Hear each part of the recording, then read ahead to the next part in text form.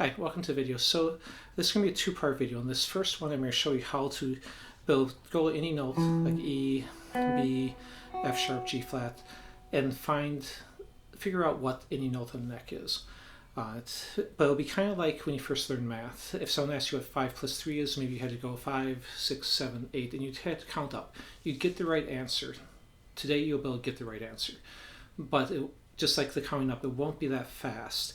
I'll show you a couple of shortcuts that'll make it a little bit faster, but eventually you want to just know 5 plus 3 is 8 without having to think about it. Where same thing here, I can go that's G sharp, A flat, D, C, B, D sharp, B flat.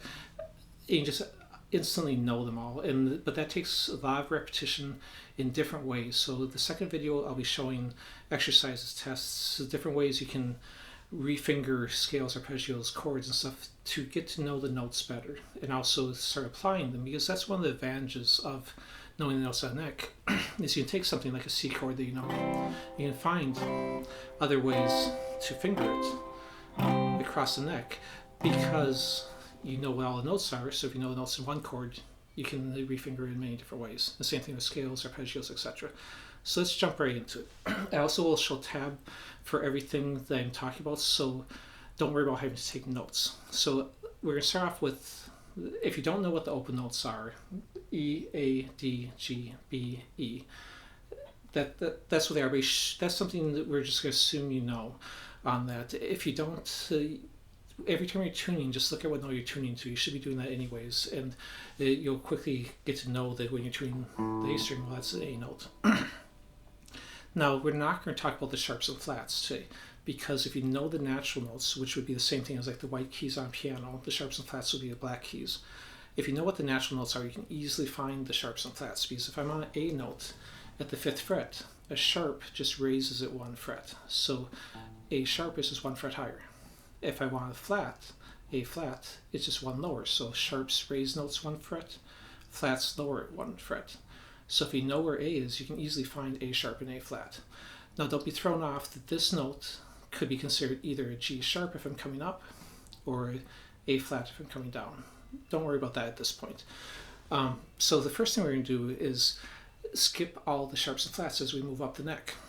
Now when we do that, there's only 2 spots, B to C and E to F, that don't have sharps and flats between them. So that means that when you get to B and C, it's only 1 fret, but everything else, C to D is 2 frets, D to E is 2 frets, but then the other one, E to F, is 1 fret. So we'll go and do that on the A string so you can kind of see it, and go ahead and follow along.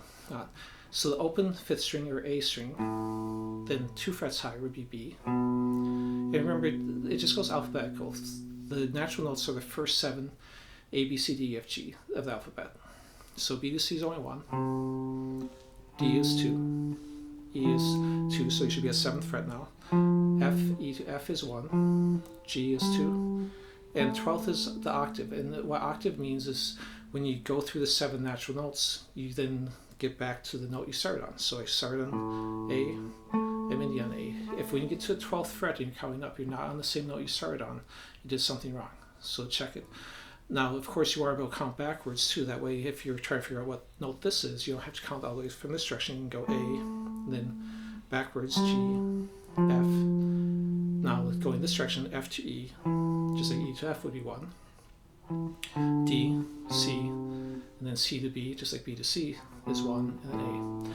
So I'll demonstrate this on one more string. The 2 strings that you should really focus on to start with are the E and A strings, the 6th and 5th string. The reason for that is a lot of your chords, whether it's a power chord, major chord, minor chord, the name will usually be the lowest note of the chord. So if you know the notes on the 5th and 6th string, it'll give you most of the names of most of your chords. And the same is true of scales and arpeggios.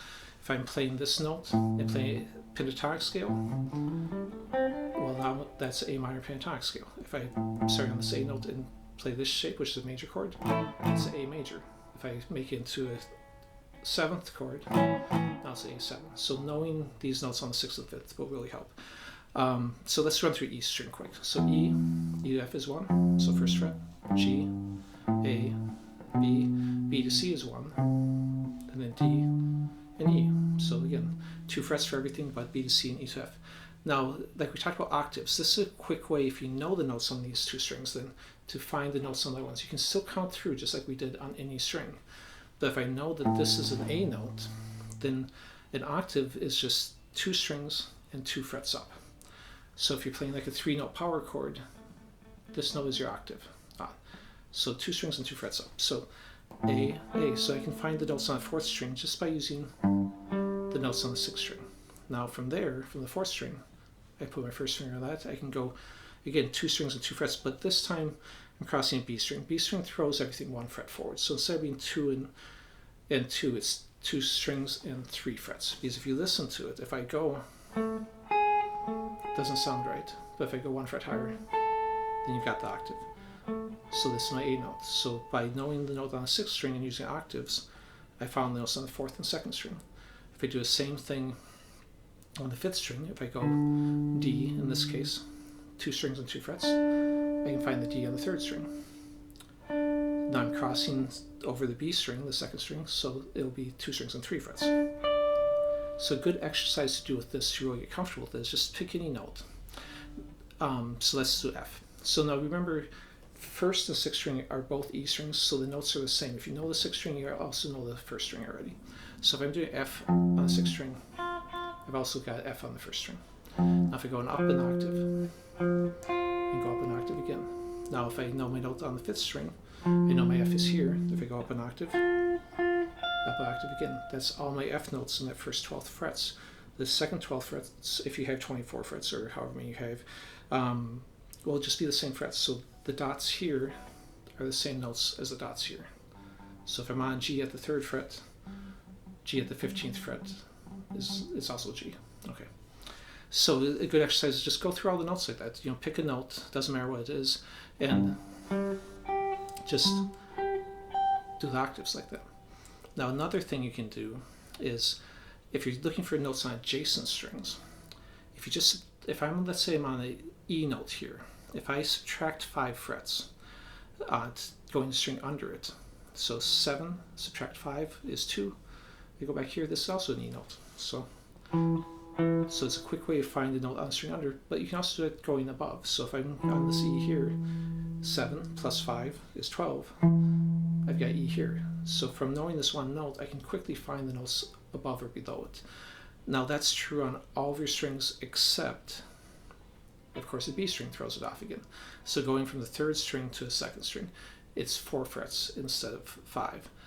So if I'm on, let's say, E note here, and I want to go to the 3rd string above it, it's only 4 frets, so it's 9. Or if I'm going backwards, 9 subtract 4, you're at 5.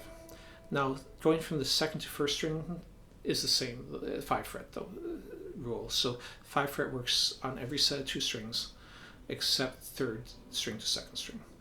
So I'm going to go ahead and review all that for a moment, and I'll show you the tab for this. So open notes, there's a list of them, and what we talked about sharps and flats just being one higher or one lower. Then the rule of, if you just go up 2 frets for each new note, except B to C and E to F, and I tabbed out that A string, but again, don't look at the tab, try and do it just by counting, because it'll work on every string. Down here I showed what the octaves are, so again, 2 strings and 2 frets, except for when crossing a B string, then you add the fret. And the same thing down here. 5 frets for plus if you're going above, or 5 frets subtracted unless you're going across a B string from the 3rd string, that's 4. Okay, so another thing you can do with this is take some simple things, like maybe just make up a power chord progression and just randomly pick some frets, say maybe 8th fret and 3rd fret and 5th fret, and then count and figure out what those are. Even if you have to count all the way from here or from this side and go A, G, F. Okay, so 8 is F, A, B, C, 3 is C, and start figuring out what some of those chord progressions you maybe already do, or make up some of your own. And another way to do is just pick 3 letters, say A, D, E, and then you can find A, D, E, and then find them on the 6th string, A, D, E, then find the combination, A, D, E. And that's how you can start to kind of use this also. Anyways, so once you got this down, check out the second video that I'll put out, and that will really help you get a lot more drills on how to really ingrain this in your playing. Thanks for watching.